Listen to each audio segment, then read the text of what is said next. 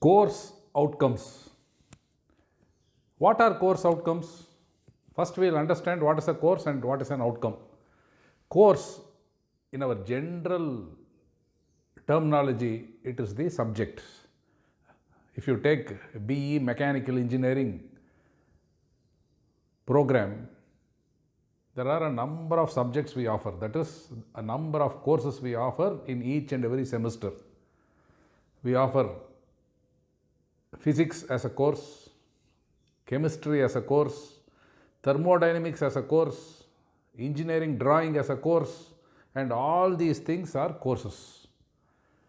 Outcome. Now we have seen what is a course and what is an outcome. Outcome in its basic level are of three types: knowledge, skill, attitude and behavior. So now you link these two words, course outcome. That is, by offering this particular course, what kind of knowledge, what kind of skill and what kind of attitude, behavior and values we are going to expect to be learnt by our students. This is what are course outcomes. And if you take knowledge, knowledge with respect to that particular course, skill with respect to that particular course, in these two we won't get any kind of confusion. When it comes to attitude, behavior and values and things like that, many a times this is related with moral science. Moral science is a basic thing which is required by everyone. This is the kind of attitude, the kind of behavior and values we are supposed to learn from that particular course. For example, I am just giving a small insight.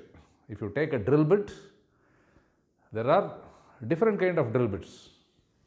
A concrete drill bit, a drill bit which can be used on wood, and a metal drill bit. Now, attitude in this particular sense is, can you use a concrete drill bit on metal? No.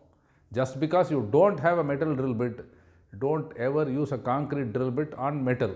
That learning, if it goes inside, then the attitude with respect to that particular course has been refined. This is what it means. Now, in general, this is what is a course outcome. Now, we have to define what are the course outcomes for a course.